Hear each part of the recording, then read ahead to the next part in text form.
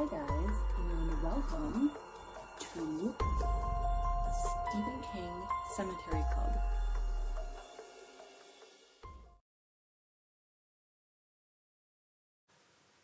The Jaunt is one of my favorite Stephen King short stories, and it has always been in my top 20, I would say. I love that it's science fiction, but not too much, because I'm not really big into science fiction.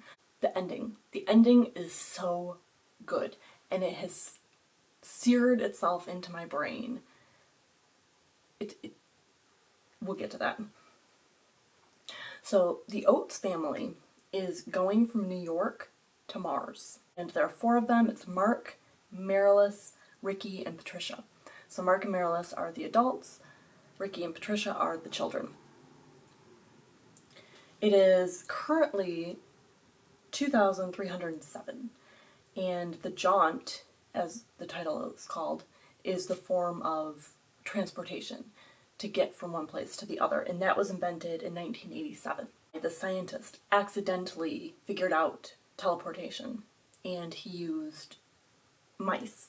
If you put them in head first, they became brain dead, and they died shortly afterward. Something that happens to your brain when it goes through as is. But if you sedate the mice first and still the brain, things are fine when you wake up. So basically you need to be unconscious for you to come out unharmed. And the first human trials were done on convicts who volunteered. And there was one convict, they agreed to let him off of his charges if he came through successfully. He did not. He was a drooling, crazy mess of a man when he went through. Quote, "It's eternity in there," he said, and dropped dead of a massive heart attack. Page 253. So another fascinating thing is once this became a method that people were using in their homes, or if they were going to almost like a bus station or train depot, you would have a big teleportation area and people would be going back and forth to different cities. There were people who would murder others and dispose of bodies that way. I mean, that's one of the probably most perfect ways you could do that. They would throw someone in and scramble the exit points so the person could not get out, and would instead be teleporting, like pinging off of all these places but not being able to land, so they would spend an eternity lost. That's pretty horrifying. So basically, this father is trying to tell his children the history of the jaunt. He's gone before, he has made this journey, but none of his family has. So he is trying to alleviate their concerns and give them a nice story to kind of entertain them while the people come around and sedate all the passengers.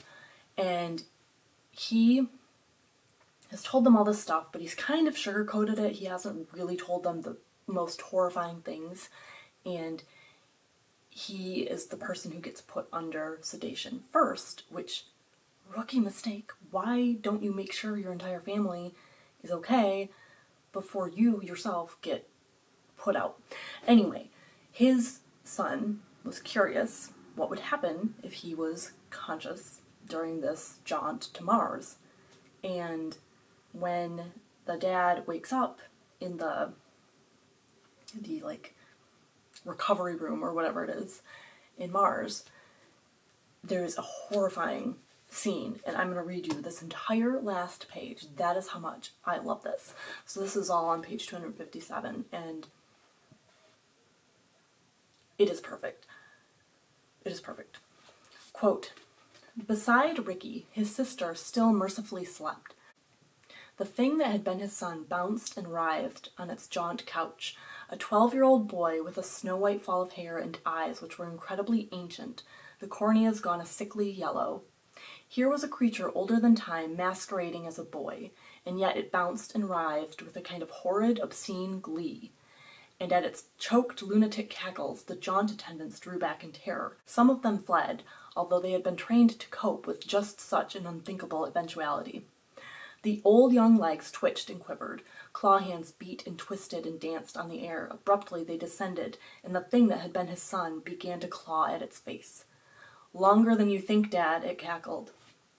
"Longer than you think. Held my breath when they gave me the gas. Wanted to see. I saw. Longer than you think." Cackling and screeching, the thing on the jaunt couch suddenly clawed its own eyes out. Blood gouted. The recovery room was an aviary of screaming voices now.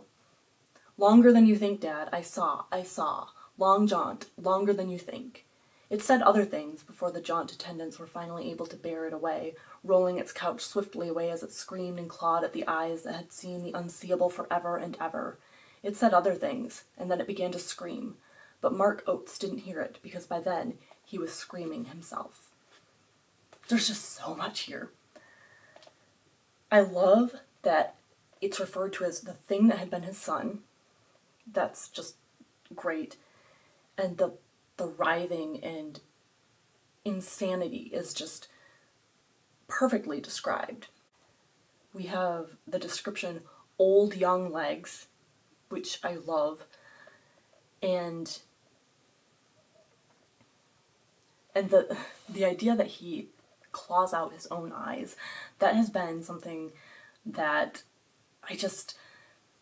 I don't know, it brings back memories of reading Oedipus Rex. He gouged out his own eyes, and that always fascinated me. The ability to do something like that is just creepy and fascinating, intriguing. Like, I don't know what would make me claw out my own eyes. It has to be really bad, really bad. So, what do you think of this short story? I think it's a great short story, and I don't care that it's not scientifically accurate. Doesn't matter. Does not matter to me. I think it is wonderful. And it's just, that last page is so delicious. It is just pure gold. I love it. Have a spooky day.